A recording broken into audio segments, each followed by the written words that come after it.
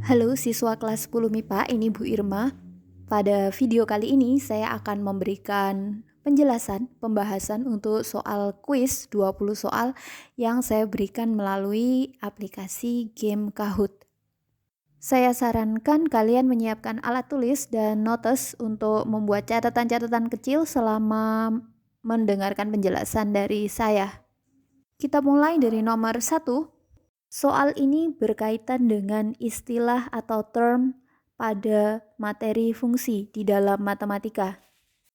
Tapi sebelum membahas soal nomor 1, saya ingin menjelaskan mengapa penting bagi kita untuk menghafalkan dan memahami istilah-istilah yang akan digunakan ketika kita mendiskusikan atau membahas suatu topik. Jadi, apa pentingnya menghafalkan dan memahami istilah-istilah? Banyak kata, banyak makna. Yang dimaksud istilah adalah kata-kata tertentu yang digunakan di bidang tertentu. Jika kita tidak memahami kesepakatan makna atau arti dari suatu kata yang menjadi istilah di bidang topik pembicaraan kita, maka ketika berdiskusi kita tidak akan nyambung satu sama lain. Oleh karena itu, di awal kita harus paham dulu, kita harus tahu kesepakatan tentang kata tertentu artinya tertentu juga seperti apa. Ada beberapa istilah dasar yang sudah familiar kalian pakai sejak kalian di bangku SMP pada materi fungsi seperti domain, kodomain, ring, daerah asal, daerah kawan, daerah hasil. Pada soal nomor 1 kalian diminta untuk menentukan nilai kebenaran dari suatu kalimat. Kalimat yang berhubungan dengan topik fungsi pada matematika. Nah, benar atau salah bahwa daerah asal pada fungsi disebut range? Tentu saja salah. Daerah asal pada fungsi disebut juga domain, sedangkan range adalah daerah hasil. Soal nomor 2 menentukan lagi kebenaran dari pernyataan. Pernyataannya berbunyi, range adalah himpunan bagian atau subset dari kodomain. Benar atau salah? Jawabannya adalah benar. Soal nomor 2 ini berkaitan dengan istilah-istilah pada teori himpunan. Selain subset atau himpunan bagian, tentu kalian sudah tidak asing dengan istilah seperti gabungan maupun irisan yang pada waktu SMP sudah pernah kalian pelajari juga. Teori himpunan sendiri merupakan landasan di dalam bermatematika. Jadi bagi kalian yang sudah lupa atau lupa-lupa ingat mengenai teori himpunan yang pernah kalian pelajari di SMP, harapan saya kalian bisa berinisiatif untuk mengulang kembali mempelajari teori himpunan. Nomor 3, benar atau salah? Pada fungsi setiap anggota domain boleh memiliki lebih dari satu pasangan? Tentu saja tidak benar atau salah.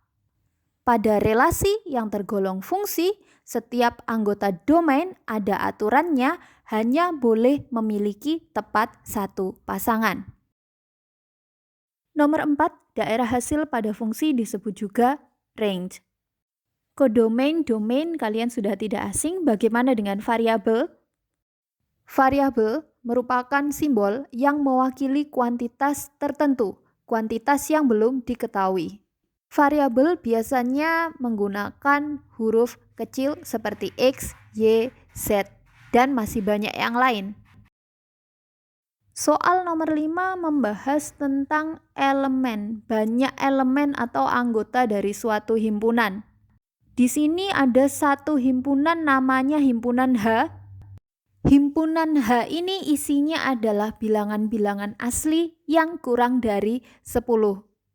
Agar dapat mengerjakan soal tipe ini, kalian harus memiliki pengetahuan tentang macam-macam himpunan bilangan.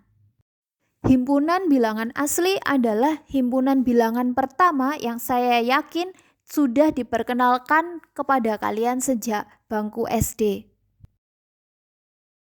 Bilangan asli merupakan bilangan bulat yang positif. Bilangan asli terkecil adalah 1, disusul dengan 2, kemudian 3, dan seterusnya. Setiap dua bilangan asli yang berurutan memiliki selisih 1. Nah, siapa saja bilangan asli yang kurang dari 10? Yaitu 1, 2, 3, 4, 5, 6, 7, 8, 9. Ada berapa banyak bilangan asli yang kurang dari 10? Ada 9. Soal nomor 6 berkaitan dengan aturan atau sifat yang berlaku pada bentuk eksponen. Pertanyaannya, apakah benar bahwa 2 pangkat 3 dipangkatkan 4 nilainya sama dengan 2 pangkat 7? Bagi kalian yang sudah hafal dengan sifat atau aturan pada bentuk eksponen, kalian pasti langsung tahu bahwa pernyataan tersebut bernilai salah. 2 pangkat 3 dipangkatkan 4 hasilnya 2 pangkat 12. Selain mengandalkan sifat atau aturan yang berlaku, kalian juga bisa mengetahui nilai kebenaran pernyataan tersebut dengan cara menjabarkan. Untuk soal nomor 7, kita butuh bantuan definisi perpangkatan jika pangkatnya berupa bilangan bulat negatif. Jawabannya 1/27, 1/27. Nomor 8 ini berdasarkan definisi perpangkatan dengan asumsi bahwa pangkatnya n merupakan bilangan bulat yang positif. A pangkat n itu adalah perkalian berulang bilangan A sebanyak n kali. Nomor 9 kita diminta untuk menghitung berapa hasil penjumlahan dari 2 pangkat 3 dan 2 pangkat 0. 2 pangkat 3 itu 2 dikalikan secara berulang sebanyak 3 kali. 2 kali 2 kali 2 yaitu 8. Sementara 2 pangkat 0 itu nilainya 1. 8 ditambah 1, 9. Y nilainya 9. Karena bilangan Y nilainya 9, maka dia berada di interval Y lebih dari 8. Nomor 10 pada eksponen bilangan pokok disebut juga konstanta? Bukan. Bilangan pokok disebut juga basis atau bilangan dasar. Nomor 11 pada eksponen basisnya tidak boleh bilangan 0. Boleh saja basisnya bilangan 0 tapi tidak terlalu berguna. Misalkan 0 pangkat 5, 0 kali 0 sebanyak 5 kali, hasilnya juga 0. Tapi ada satu kasus yang tidak boleh, yaitu ketika pangkatnya atau eksponennya juga 0. Karena 0 pangkat 0 sudah disepakati tidak didefinisikan. Dan ada satu kasus lagi, basisnya tidak boleh 0 ketika berkaitan dengan operasi yang melibatkan pecahan. Jika bentuk eksponennya berada pada penyebut pecahan, maka basisnya tidak boleh 0. Lanjut ke nomor 12, di sini perhatikan pernyataan pada gambar, nilai kebenarannya adalah benar.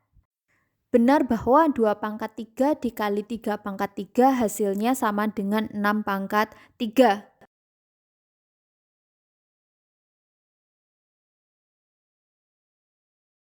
Nomor 13, 2 pangkat 5 apakah benar kurang dari 3 pangkat 4? Benar, 2 pangkat 5 itu nilainya 32, 3 pangkat 4 itu nilainya 81. Ada satu tugas yang harus kalian laksanakan, tidak usah ditulis, cukup dilakukan saja, menghafalkan hasil perpangkatan untuk bentuk eksponen dengan basis 2, 3, 4, 5, dan seterusnya. Untuk yang sering keluar kalau basis 2 paling sampai pangkat 6 seperti itu. Kalau 3 paling sampai pangkat 4 atau 5.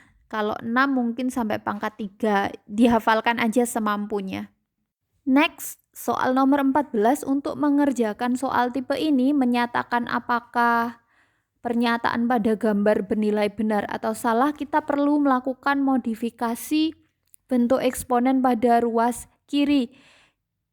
Itu cara pertama. Cara kedua menggunakan alat bantu hitung seperti kalkulator. Nanti langsung tahu hasilnya 64 pangkat 5/6 berapa, seperti itu. Tetapi karena salah satu manfaat dari belajar matematika itu adalah melatih daya berpikir kreatif, mencari solusi dengan berbagai metode, maka saya akan mengajarkan cara tanpa menggunakan alat bantu hitung. Modal yang perlu kalian miliki hanyalah hafal dan paham aturan atau sifat pada bentuk eksponen dan bilangan-bilangan yang merupakan hasil perpangkatan dengan basis tertentu.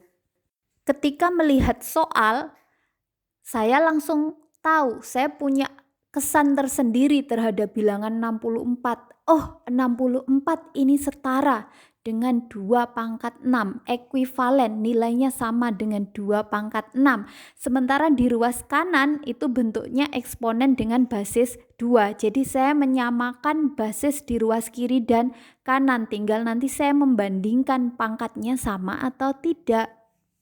Kurang lebih seperti itu caranya. Nomor 15 yang bukan hasil perpangkatan dengan basis 2 adalah di sini asumsinya X ini bilangan bulat ya. Jadi yang bukan adalah 10 dan 6. 4 itu hasil perpangkatan 2 dengan 2, sementara 1 itu hasil perpangkatan 2 dengan 0. Ketika X-nya 2, 2 pangkat 2 hasilnya 4. Ketika X-nya 0, 2 pangkat 0 hasilnya 1. Nomor 16, sekarang di sini ada persamaan 2 pangkat X sama dengan 32. Kalian diminta mencari penyelesaian dari persamaan, artinya kalian diminta untuk mencari nilai dari variabel X yang memenuhi sehingga persamaan yang merupakan kalimat terbuka pada gambar berubah menjadi kalimat matematika yang tertutup dengan nilai kebenaran benar. Nah, jawabannya X-nya adalah 5. 2 pangkat 5 itu 32.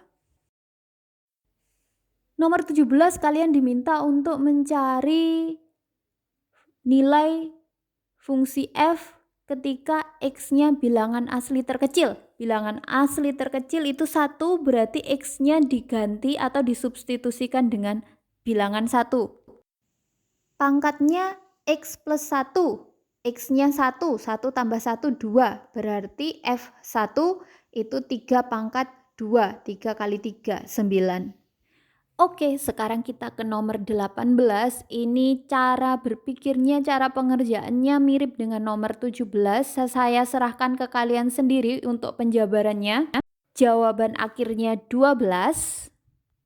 Kita lanjutkan ke nomor 19, 2 pangkat X sama dengan 1/8, apakah X-nya min 3? Iya, benar. Terakhir, nomor 20, untuk mencari penyelesaian tipe soal persamaan eksponen yang seperti ini, pastikan ruas kiri dan ruas kanan bentuknya sama-sama perpangkatan dengan basis yang sama.